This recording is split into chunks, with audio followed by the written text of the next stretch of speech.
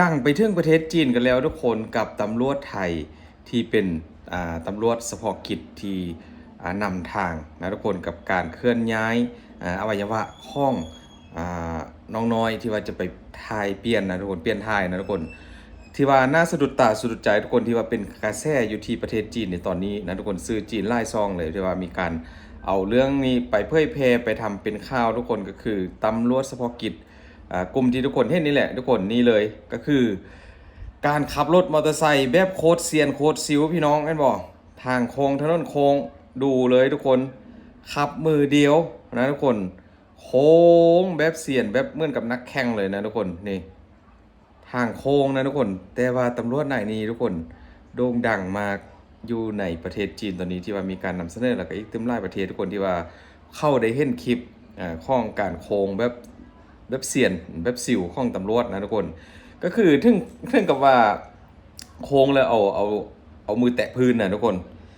โค้งแล้วเอามือแตะพื้นนะนนโคตรเก่งนะบ่พิมพ์ว่าโคตรเก่งทีแรกทุกคนบ่พิมพ์เคยเห็นแล้วคลิปนี้นะทุกคนแต่ว่าลืมคิดเอามาทำให้ดูนะอาจจะซาเด็กก็คงจะบ่เป็นอย่างนั้นทุกคนเพราะว่าทีแรกบ่พิมพ์คิดว่าแม่นนักแข่งรถทุกคนก็เลยว่าเซ่ยๆนะพอมันเป็น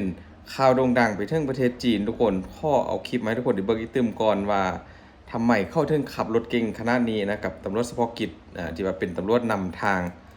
ซอยเปิดทางเปิดถนนให้กับรถกู้ภัยนำเคลื่อนอวัยวะไปให้น้อง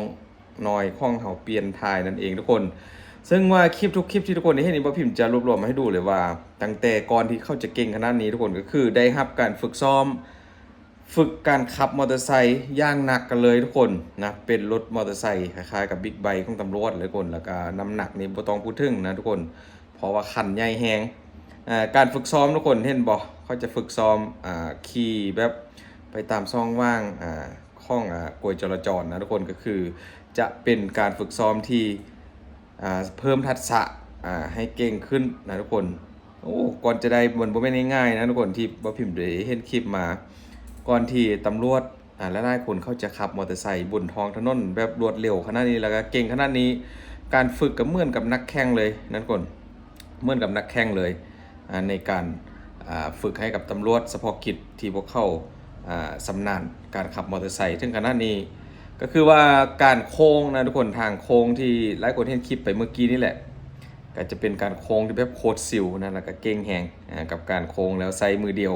ขับมอเตอร์ไซค์อีกตึมมือหนึงก็แตะพื้นถนนโซทุกคนนี่ครับว่าเบิ่งการฝึกซ้อมทุกคนการฝึกซ้อมก็ใส่รถคันใหญ่แหงนะอุปกรณ์กล้องอยู่ด้านข้างก็โอ้โหมันก็เป็นรถของตำรวจนั่นแหละนะทุกคนทุกวันเขาก็จะมีการเช็คสภาพของรถให้มีความพร้อมอยู่ตลอดนะอันนี้ก็เป็นกลุ่มของตำรวจเฉพาะกิจว่าพิมพ์ก็บ่เคยทำคลิปมาจากเถื่อพี่น้องอันนี้ก็อาจจะเป็นคลิปแรกถือว่าเก่งแฮงนะกับการฝึกซ้อมแล้วก็การใส่ปฏิบัติงานตัวจริงขับรถเปิดทางให้กับกู้ภัยทุกคนนี่ไปแล้วสังเกตว่าจะมีการขับแซงกันเลยทุกคนเนี่ยเขามีการขับแซงขับกันขึ้นผัดกันลงก็คือแบบน่าจะเป็นวิธีการฝึกการทำงานแบบนี้มาบอกทุกคนนะเพราะว่าได้เห็นหลายคลิปเลยนะแล้วก็ต่อมาก็จะเป็นการโบกรถให้หยุดชะลอความเร็วแล้วก็เข้าข้างทางให้รถกู้ภัยผ่านไปก่อนนะทุกคนเพราะว่าทุกวินาทีมีค่าอันนี้บ่พิมพ์นึกถึงน้องน้อยที่ว่าเป็นเด็กจากสปปลาวนะทุกคนเมื่อปีที่ผ่านมาที่ว่าไปปลุกไทยหัวใจนะทุกคนก็คือตำรวจกลุ่มนี้แหละที่ว่าเข้าซวยเบิกทางขับรถตั้งแต่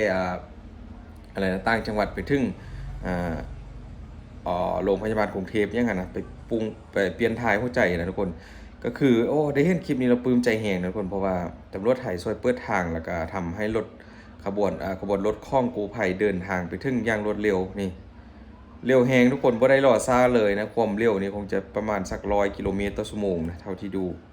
ขับเร็วมากทุกคนแล้วก็ถนนโล่งเพราะว่ามีการเคลียร์ไปก่อนหน้ารีบขับนำหน้าไปแล้วก็สังเกตว่าคนใส่รถใส่ถนนที่ว่าทึกตำรวจ บอกให้จอดก็เข้าให้ความร่วมมือแหงนะคนก็รีบจอดเข้าข้างทางหรือว่าชะลอความเร็วเข้าข้างทางต้องให้รถกู้ภัยรถตำรวจผ่านไปก่อนนะทุกคนการทำงานที่เป็นภาพจำนะทุกคนให้กับ คนจีนซื้อจีนเขาได้ไปนำเสนอนี่ทุกคนรถแต่ละคันที่ว่ามีการฝึกซ้อมกับมาใช้งานจริงเลยนะนี่ซี่ก็เป็นซี่เดียวกับการฝึกซ้อมเมื่อกี้เลยก็คือเหมือนกับเอารถที่ว่าใช้งานจริงไปฝึกซ้อมนะให้มีความถนัดตามที่ว่าพิมพ์ดูนะทุกคนนี่เอามาขับใส่ในถนนจริงนี่มีการพูดคุยมีการตรวจเช็คสภาพรถตลอดนะทุกคนพี่ๆแต่ละคนก็เก่งแฮงนี่ดูทุกคนความเร็วโอ้โหเร็วมากอันนี้ขนาดว่าอยู่บนถนนแบบไล่เลนนะทุกคนพี่น้องทางโค้งถ้าว่าบ่ใส่บ่ใส่สุดตำรวจหรือว่าบ่ใส่บ่ขับมอเตอร์ไซค์ตำรวจนี่บ่พิมพ์เชื่อว่าหลายคนอาจจะคิดว่าเป็นนักแข่งนะทุกคนเพราะบ่เข้าขับเก่งแฮงแต่ละคนฝีมือบ่ธรรมดาโอ้โหการฝึกฝนนี่ทุกคนคลิปที่ว่าเป็นไวรัลก็คือคลิปที่แบบโค้งแบบนี้เลยเป็นโค้งปั๊บเสียนแต่ว่าพี่ตำรวจเฉพาะกิจนายนี้เข้าเสียนกลัวขับแบบซิวๆดูซ่าๆทุกคนเห็นบ่คลิปนี้แหละเป็นไวรัลนะทุกคนดังแฮงในประเทศจีนเห็นบ่โค้งมือเดียวขับรถมือเดียวมือนึงก็คอยโบกทางแตะพื้นโซเฮ้ยเก่งมากพี่น้องของแท้ของแท้ ย่างซิวทุกคนอาจจะเป็นอาจจะเป็นเรื่องของความสำนิสำนานในการขับมอเตอร์ไซค์นะแล้วก็การใส่เส้นทางเพราะว่าถนนจุดไหนที่ว่ามีทางโค้งนี่คุณพี่นายนี้เข้าโซตลอดเลยนะทุกคนขับเงียงมอเตอร์ไซค์เอียงมอเตอร์ไซค์เกือบถึงว่าหัวเข่าแต่ปลายเท้ากับแตะพื้นเลยนะถือว่าเก่งแฮงก็ถือว่าการเคลื่อนย้ายอวัยวะที่ว่ามีการเกี่ยมไปปลูกไทยให้กับน้องๆอยู่ที่โรงพยาบาลก็ถือว่าตำรวจก็ทำงานหนักมากนะทุกคนมีการขับรถนำตั้งแต่ตอนเย็นตอนสว่างเลยจนถึงค่ำมืดกันเลยทุกคนอันนี้ก็เป็นการทำงานแบบเป็นทีมของกู้ภัยแล้วก็พี่ตำรวจเฉพาะกิจนะที่ว่ามีการนำทางเปิดถนน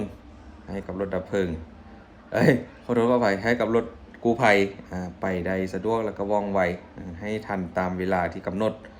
นี่ทุกคนถนนโล่งเลยที่ว่ามีการเคลียร์ไปก่อนหน้าแล้วนะนี่ก็เอาใจช่วยทุกคนเพราะว่า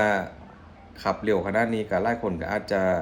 เป็นห่วงนะเรื่องของความปลอดภัยของเจ้าหน้าที่แต่ว่าพิมพ์ดูแล้วเจ้าหน้าที่หลายคนเข้าสำนิสำนานแห่งนะทุกคนกับการทำงานแบบนี้ดูได้เลยว่าเขาจะ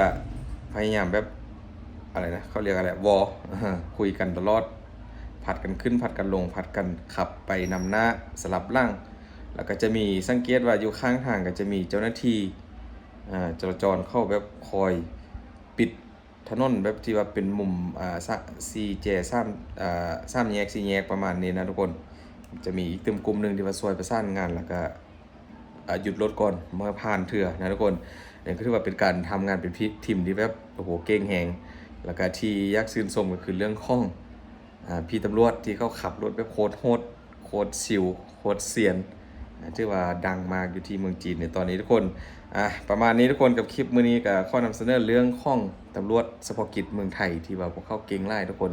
ถ้าว่ามีอย่างเอาว่าพิมพ์นำเสนอเกี่ยวกับประเทศไทยก็คอมเมนต์เข้ามาทุกคนขอบคุณหลายๆที่ว่าช่วยดูคลิปดูโฆษณาแล้วก็ช่วยกดไลค์กดแชร์กด Subscribe ให้ช่องกดพิมพ์ทุกคน